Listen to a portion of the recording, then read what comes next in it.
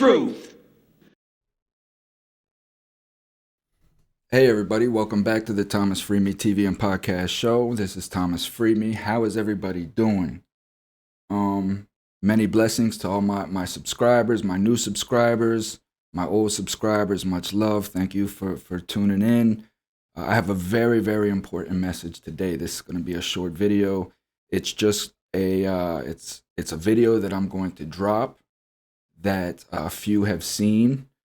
It's exclusive.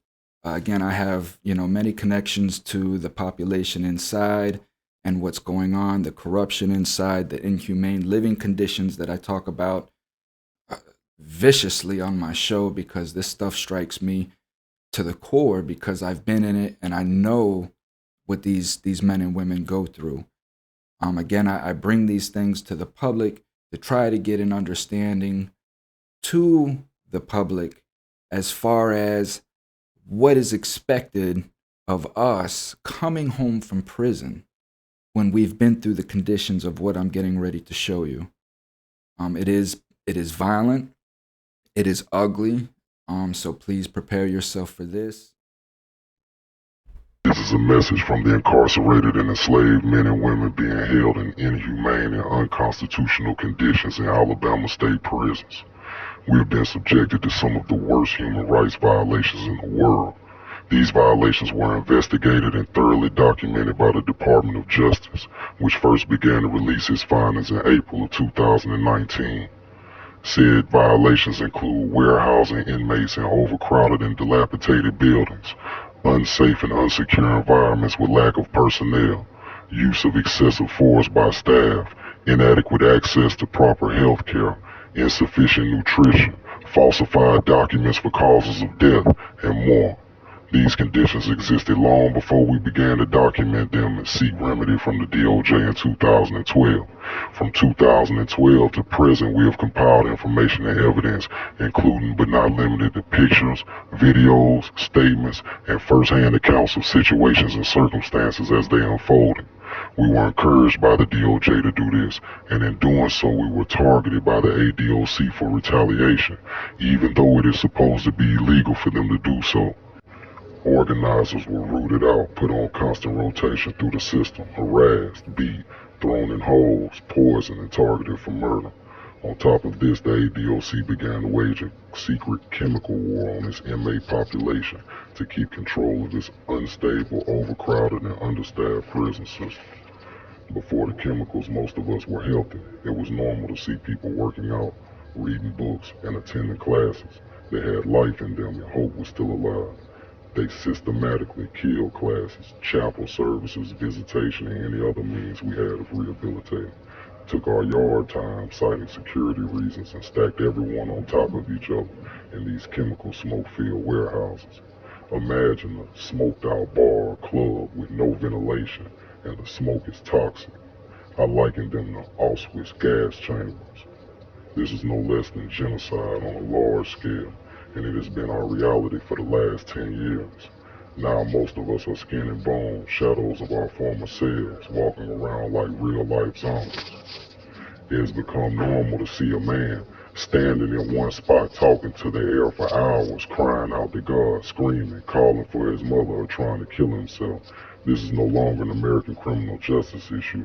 This is a humanitarian crisis on the world scale.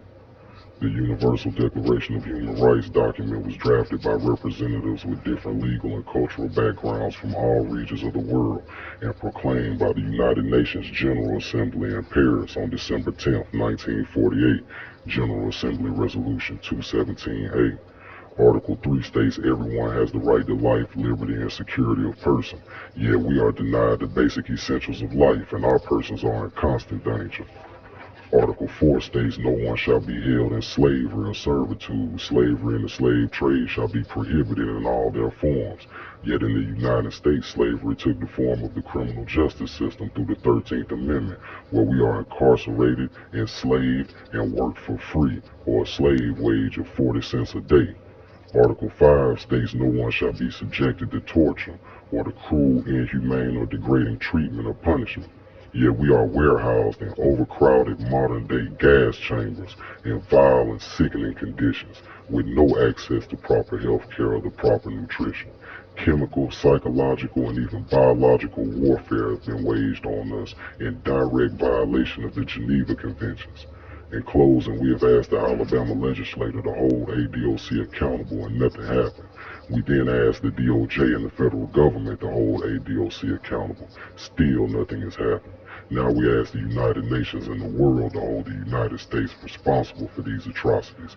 Every man and woman on this planet have inalienable rights in which the government is supposed to be the progenitor and protector of, having been established and vested with such power by the people for that specific purpose. The aim of all political association is the preservation of the natural and imprescriptible rights of man. These rights are liberty, property, security, and resistance to oppression.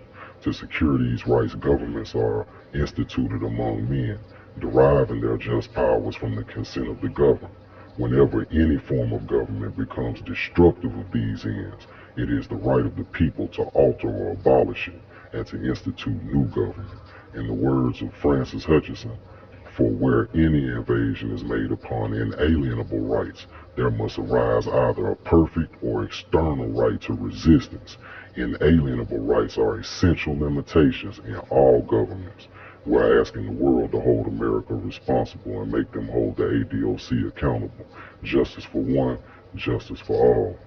Humbly, Alabama slaves.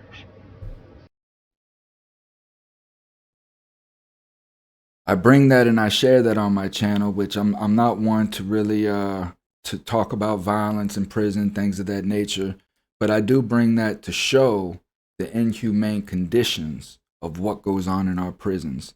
We have a lot of channels out there of these prisoners that come home, right? And they create these channels and they exploit the violence of prison, and they make it seem cool, and they have all of these subscribers and all of this, and then they have these large corporate entities that sign on to them because they become part of that system, right? They sell out to they sell out for the money.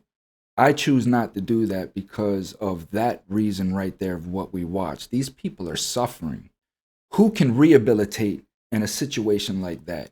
And then we can start to understand why recidivism is so high, because we're coming out of institutions like this and we were never exposed to that in our lives. Maybe our crimes were petty, but we're put in institutions like this and we're coming out with PTSD, anxiety, constantly looking over our shoulders, and we're expected to become community leaders and pillars of our society and things of that nature, coming from situations like that. I bring that to expose this to the community so they can understand and start having empathy for the situation.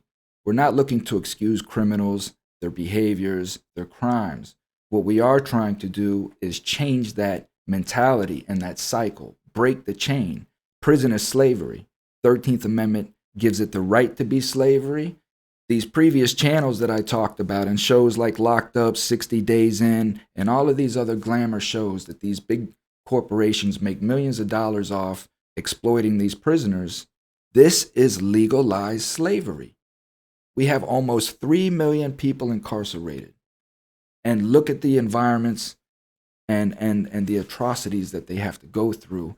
And they're coming home. This could be your son and your daughter that is going into that environment with a 5-year bid, right? This is what we're trying to change. In order to do that, we need public outcry. We need the public to come forward and say, listen, this is enough of this. Like, this prison industrial system is wreaking billions and billions and billions of our tax dollars. Where is that money going? Does it look like it's going to that place? Does it look like that place has had any funding whatsoever?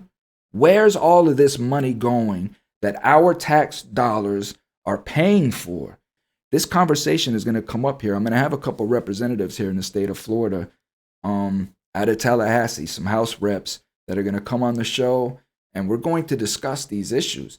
Where is all of this money going that these taxpayers are paying for this prison industrial complex that they think is a rehabilitative program, that they think these people that are going through this rehabilitative program just don't want to act right and they just want to be criminals for the rest of their life. That is simply not true. God bless. Amen. Peace be unto you, brother.